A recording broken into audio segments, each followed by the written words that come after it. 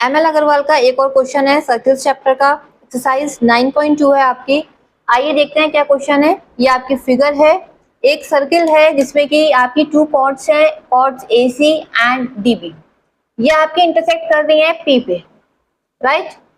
आपको angle CPB given है 120 डिग्री। You have to find out the value of x। हमें x की वैल्यू कैलकुलेट करनी है, तो हम कैसे करेंगे?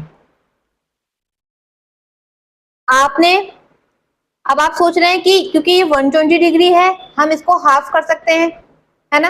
देखो ये दोनों एंगल इन सेम सेगमेंट है। अगर हमने ये वाला एंगल फाइंड आउट कर लिया तो हम इसको भी फाइंड आउट कर सकते हैं। तो आप सोच रहे हैं कि हम अगर 120 का हाफ करके ये एंगल फाइंड आउट कर रहे हैं और फिर ये इसकी इक्वल कर दें, तो आप बिल्कुल गलत सोच रहे हैं। क्यों? क्योंकि यहाँ पे P आपको सेंटर गिवन नहीं है। मैंने अपनी पिछली वीडियो में आपको बताया था कि ये वाली प्रॉपर्टी आप तभी अप्लाई करेंगे जब आपको P सेंटर गिवन होगा। क्योंकि यहाँ पे हमें कोई सेंटर नहीं गिवन है, इसलिए हम ये वाली प्रॉपर्टी अप्लाई नहीं करेंगे। हम क्या करेंगे, क्योंकि ये स्ट्रेट लाइन है, एंगल APC ये आपका हो जाएगा 180 माइनस 120, क्योंकि ये स्ट्रेट लाइन फॉर्म हो रही है या लीनियर पेयर, तो ये 60 आ गया आपका। इट मीन्स एंगल है आपका एंगल P आपका ये वाला 60 डिग्री आ गया।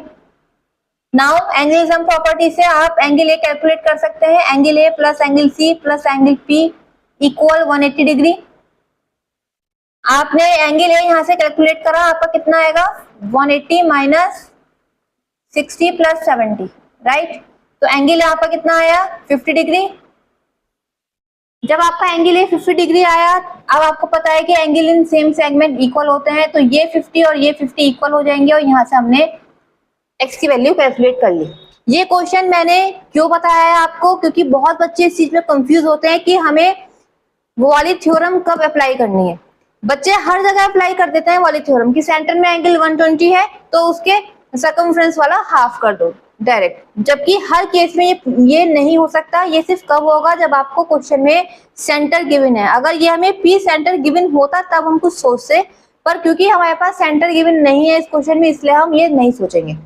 Thank you.